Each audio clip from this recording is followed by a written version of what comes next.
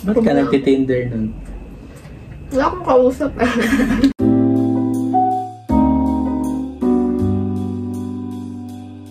Hi, Pals! Ano tatanungin natin? Kung paano tayo nagsimula as a couple hanggang sa ikasal. Sige. At yung mga nagustuhan natin sa isa't isa. Sige. So, number 1 question. Saan tayo nagkakilala? Paano? Ganda din yun. Saan tsaka paano? Nagkakilala tayo.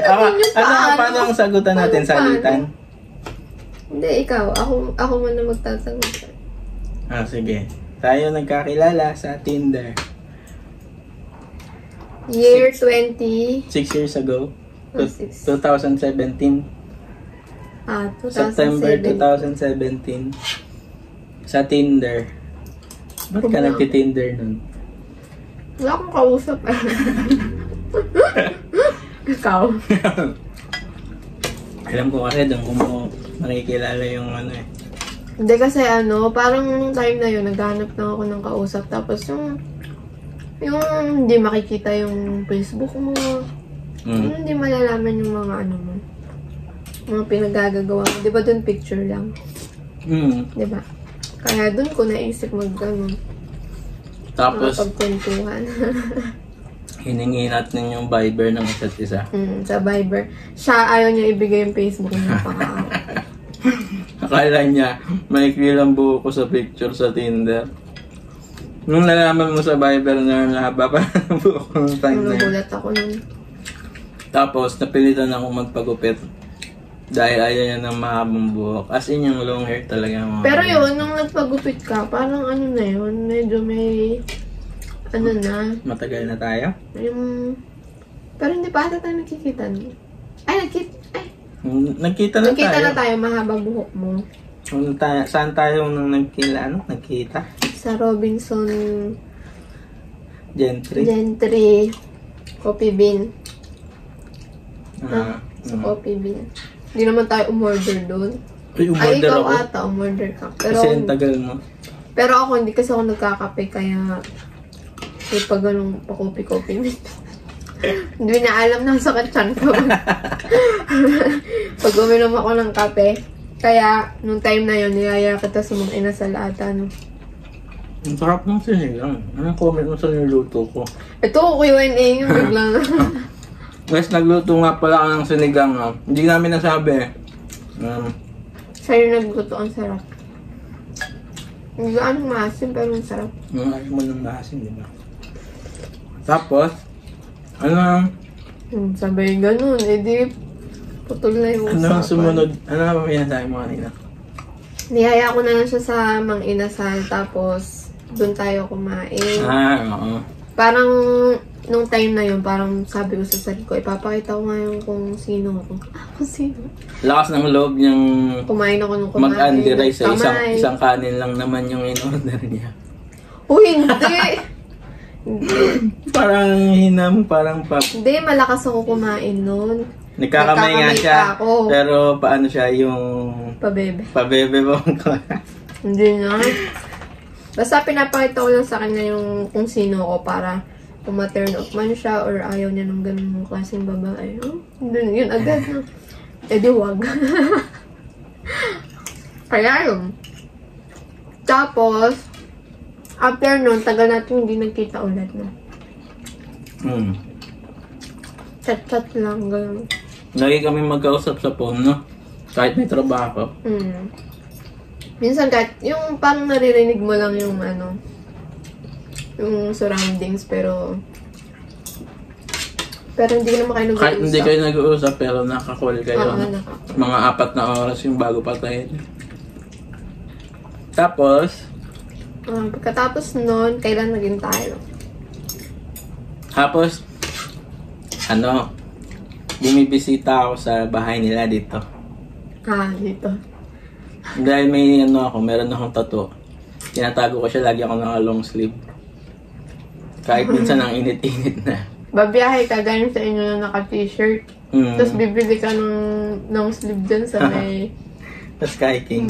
Mumurahin mga ano lang. Para itago yung tattoo niya.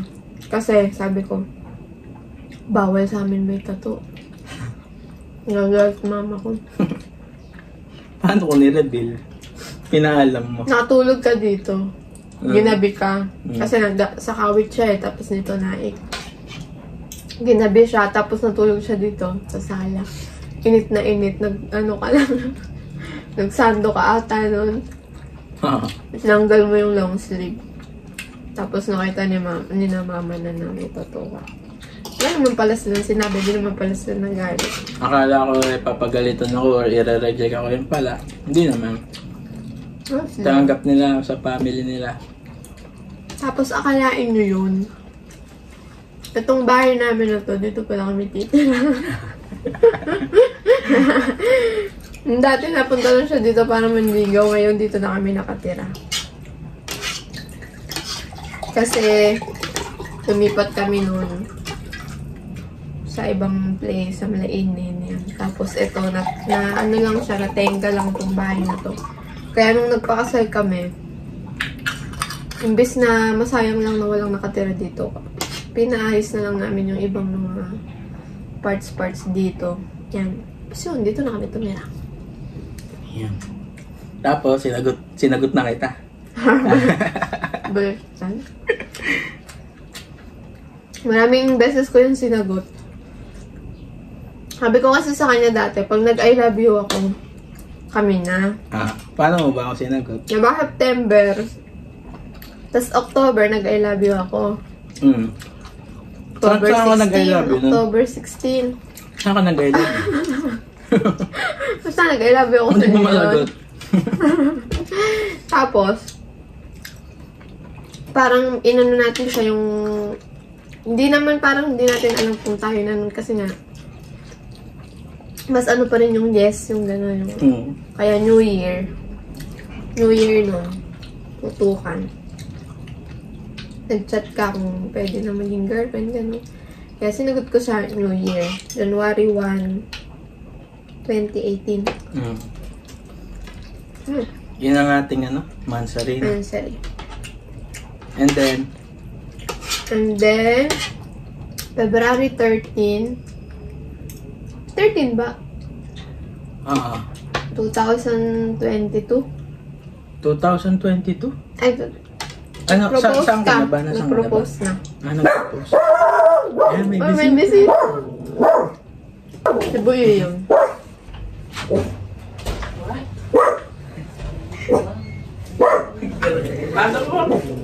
Nag-vlog kami.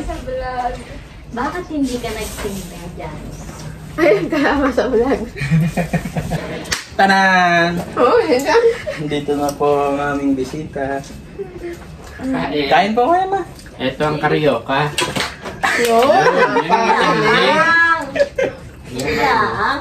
Kami doon. Ang aso. Hindi ako sila. Si Tuyang. So, ayun guys, dahil bumisita ang aking family, sa susunod na lang ulit ang kwentuhan.